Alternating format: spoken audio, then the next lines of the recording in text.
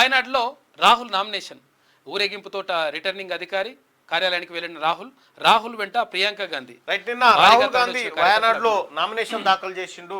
కేరళ నుంచి ఆయన మళ్ళీ పోటీ చేస్తా ఉండు రాహుల్ గాంధీ. ఇక రాహుల్ గాంధీకి సంబంధించినటువంటి నామినేషన్ ప్రక్రియ వీడియోని ఒకసారి చూద్దాం.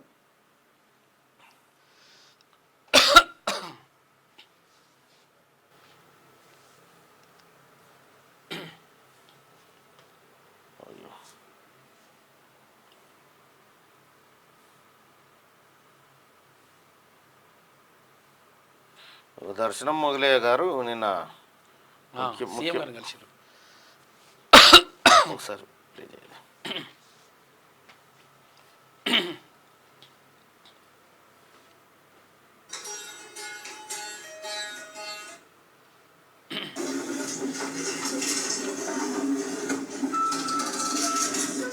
Rahul Gandhi, having been nominated as a candidate to fill a seat in the House of the People, do solemnly affirm that I will bear true faith and allegiance to the Constitution of India as by law established, and that I will uphold the sovereignty and integrity of India.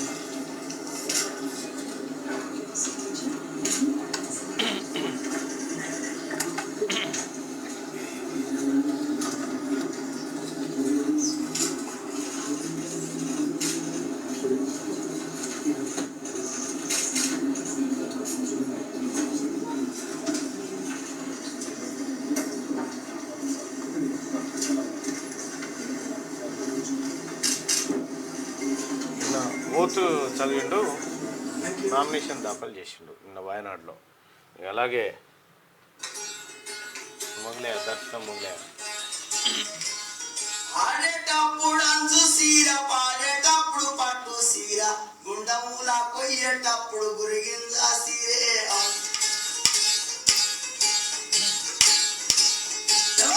పుట్టిండొక్క పులి పిల్ల పాలమూరి జిల్లా పాలమూరి జిల్లా శబాష్ ఒక పులి పుట్టింది.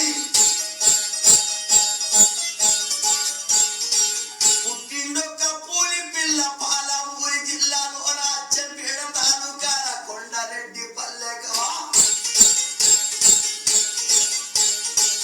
పేదవాళ్ళ కోరికే నన్ను ముందు అడుగు పెట్టిండు ముఖ్యమంత్రి ముందు అడుగు పెట్టి అన్న మాట తప్పడు అడుగు ఇక్కిదియ్యడు పేదవాళ్ళ కొరకే నేను ముందు అడుగు పెట్టిన్నాను. ఏది ఏది అయినా సరే అన్న మాట తప్పనానే. అప్పుడు దర్శనం మొగలయ్యకు రాష్ట్ర ప్రభుత్వం నుంచి కేసీఆర్ ముఖ్యమంత్రి ఉన్నప్పుడు రాష్ట్ర ప్రభుత్వం నుంచి ₹1 ప్రకటించారు. 3 నెలలు ఇయ్యలే. ఇవ్వకపోయేసరికి ఏమైంది, ఆయన బీజేపీ ఆయన కలిస్తే ₹1 ఇచ్చినట్టు కోట్లు మనలేవు అని నోటి మాట చెప్పిండు ఊరుకుంటే ఆయన మనం వేస్తే తెల్లారి ఇచ్చారు. మళ్ళీ ఆయన ₹1 కేసీఆర్ ఇచ్చి ₹1 అమ్మ ఇజ్జత్ పోతుంది రా అమ్మ ఆందాకి ఎరకైపోయిందని అప్పుడు ₹1 ఇచ్చిండు. అయితే ఓసారి ఢిల్లీ ఫ్లైట్లో వస్తా ఉన్నాం, నేను దర్శనం మొగలయ్య గారు, ఆయన పద్మశ్రీ అందుకొని వస్తూ ఉన్నాడు. అప్పుడే ఆ ముంగట్టు ఉండగానే వాళ్ళు ఎవరో అనౌన్స్ చేసిరు. ఫ్లైట్లో అనౌన్స్ చేయగానే పద్మశ్రీ అవార్డు గ్రహీత ఇది ఈ కిన్నెరకు సంబంధించి ఇదని చెప్పి ఎక్స్ప్లెయిన్ చేస్తే ఆడ ముందు కూర్చున్నాడు. అట్లనే ఫస్ట్ టైం చూసిన ఆయనని, అంటే నేను గెలవలే కానీ ముందు సీట్లో కూర్చున్నాడు. బాగా అంటే అప్పటికే పద్మశ్రీ వచ్చింది. అయితే దర్శనం మొగలయ్య కనుక మనం గుర్తు చేయకపోతే 100 సున్నబెట్టు ఏది ఆ ₹1 అయిపోతుండే. ఇట్లా చాలా మందికి చందులాల్ దర్బార్ లెక్క చెప్పిండు కదా గతంలో.